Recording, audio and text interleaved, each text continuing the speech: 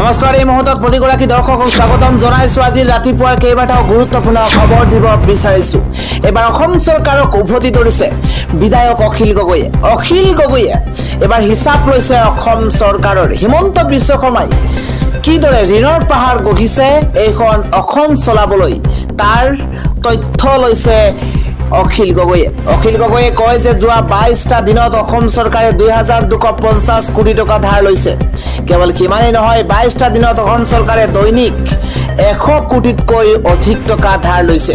ধাৰত ডুব গৈছে ৰাজ্য চৰকাৰ, এই মন্তব্য কৰিছে অখিল গগৈয়ে।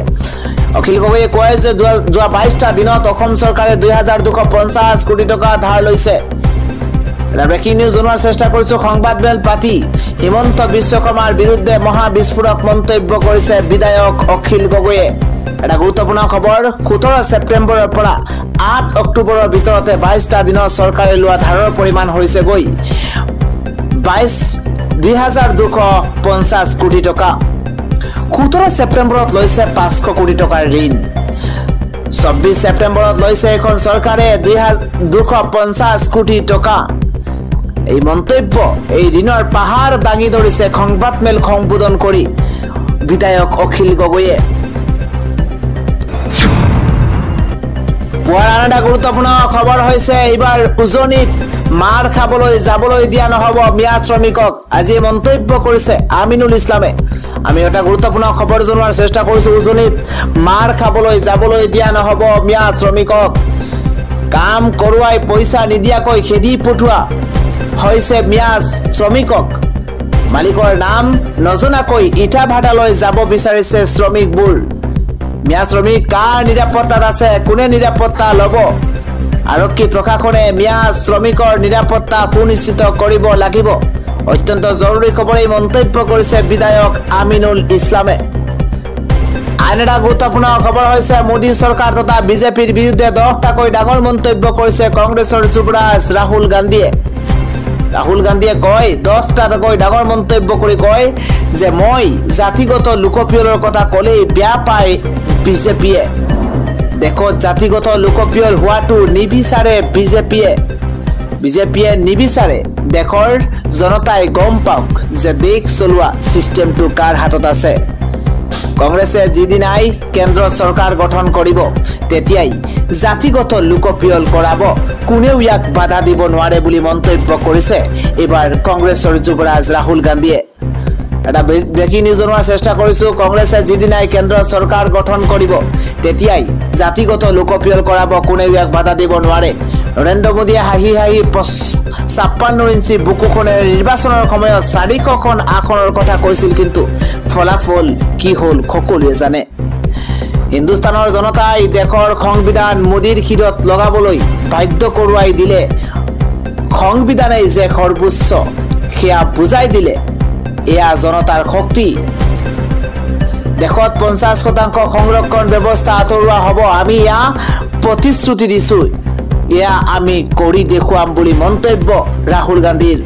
অগ্নিবীৰ যোজনাৰ জৰিয়তে ভাৰতৰ 90% লোকৰ হাতৰ পৰা পেঞ্চন কাঢ়ি ল'ব বিচাৰিছে বিজেপি চৰকাৰে।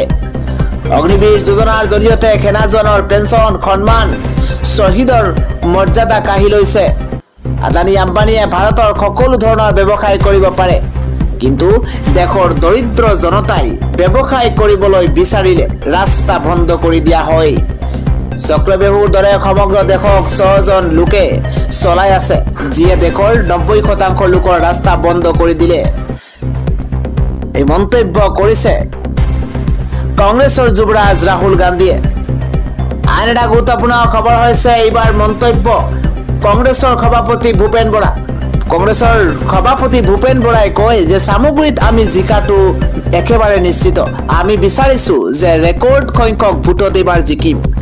কংগ্ৰেছ চৰকাৰ যদি আহে স্মাৰ্ট মিটাৰ খুলি পুৰণা মিটাৰটোকে জনতাক ঘূৰাই দিব।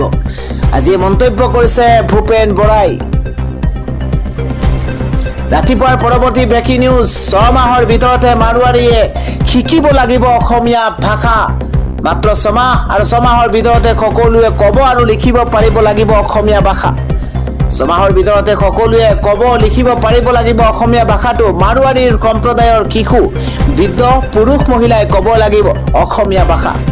অসমীয়া মাধ্যমৰ অভিজ্ঞ শিক্ষকে শিক্ষা দিব মাৰোৱাৰী পুৰুষ মহিলাক অসমীয়া মাধ্যমৰ অভিজ্ঞ শিক্ষকে শিক্ষা দিব মাৰোৱাৰী পুৰুষ মহিলাক অসমীয়া সমাজৰ লগত সম্প্ৰীতি অটুট ৰখাৰ স্বাৰ্থত এই সিদ্ধান্ত গ্ৰহণ কৰা হৈছে অসমীয়া ভাষা শিকিবৰ বাবে দেৰগাঁৱৰ মাৰোৱাৰী সমাজৰ বৃহৎ সিদ্ধান্ত আগবাঢ়ি আহিছে মাৰোৱাৰী সম্প্ৰদায়ৰ মহিলা সমাজো দেৰগাঁৱত মাৰোৱাৰী সমাজৰ এই পদক্ষেপক এইবাৰ আদৰি লৈছে দেৰগাঁও সাহিত্য সভাই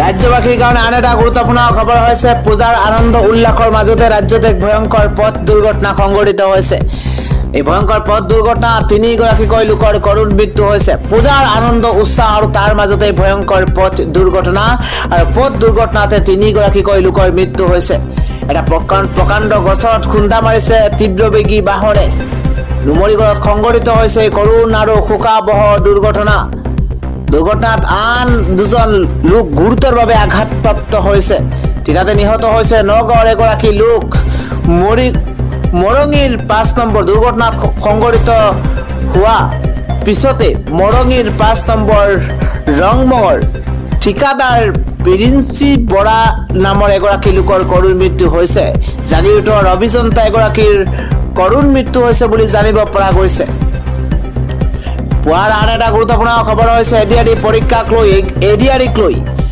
3টাকৈ বৃহৎ ঘোষণা কৰিছে ৰাজ্যৰ মুখ্যমন্ত্ৰী হিমন্ত বিশ্ব শৰ্মাই কি মন্তব্য কৰিছে এই মুহূৰ্তত আপোনালোকক জনোৱাৰ চেষ্টা কৰিছো অসমৰ প্ৰত্যক্ষ নিযুক্তি পৰীক্ষাক লৈ মুখ্যমন্ত্ৰী হিমন্ত বিশ্ব শৰ্মাই 3টাকৈ বৃহৎ মন্তব্য কৰিছে তৃতীয় বৰ্গৰ চতুৰ্থ আৰু পঞ্চম কাকতত অৱতীৰ্ণ হোৱা পৰীক্ষাৰ্থীৰ বাবে ভাল খবৰ মাত্ৰ 50 টকা খৰচ কৰি চাব পাৰিব পৰীক্ষাৰ্থীসকলে OMR শীট নিযুক্তি পৰীক্ষাত কিমান নম্বৰ লাভ কৰিছে সেয়া ঘৰতে বহি চাব পাৰিব মাত্ৰ 50 টকা খৰচ কৰিব লাগিব 8 অক্টোবৰৰ পৰা 22 অক্টোবৰলৈ ডাউনলোড কৰিব পাৰিব OMR শীট 9 অক্টোবৰৰ পুৱা 6 বজাৰ পৰাই উপলব্ধ হ'ব আনসাৰ কি 9 অক্টোবৰৰ পৰা 18 অক্টোবৰলৈ উত্তৰ বহি পুনৰীক্ষণ কৰিব পাৰিব আবেদন সেৱাৰ অফিচিয়েল ৱেবছাইটত উপলব্ধ হ'ব OMR শীট আৰু আনসাৰ কি অসম প্ৰত্যক্ষ নিযুক্তি পৰীক্ষাক লৈ এইদৰে ডাঙৰ মন্তব্য কৰিছে ৰাজ্যৰ মুখ্যমন্ত্ৰী হিমন্ত বিশ্ব শৰ্মাই ৰাজ্যখনৰ বাবে আন এটা গুৰুত্বপূৰ্ণ খবৰ হৈছে এবাৰ মোদীৰ হৈ প্ৰচাৰ চলাব দিল্লীৰ প্ৰাক্তন মুখ্যমন্ত্ৰী অৰবিন্দ কেজৰিৱালে দিল্লীৰ প্ৰাক্তন মুখ্যমন্ত্ৰী অৰবিন্দ কেজৰিৱালে মোদীৰ হৈ প্ৰচাৰ চলাব স্বয়ং কেজৰিৱালে কৈছে এই কথা দিল্লীতে ঘোষণা কৰিছে দিল্লীৰ প্ৰাক্তন মুখ্যমন্ত্ৰী অৰবিন্দ কেজৰিৱালে ফেব্ৰুৱাৰীত দিল্লীত বিধানসভা নিৰ্বাচন আৰু তাৰ আগতে 22খন ৰাজ্যত বিজুলী ফ্ৰী কৰি দিয়ক মোদীয়ে তাৰ আগতে 22খন ৰাজ্যতে বিজুলী ফ্ৰী কৰি দিব মোদীয়ে মই নিজেই দিল্লীত মোদীৰ হৈ প্ৰচাৰ চলাম দিল্লীৰ প্ৰাক্তন মুখ্যমন্ত্ৰী অৰবিন্দ কেজৰিৱালে মোদীৰ হৈ প্ৰচাৰ চলাব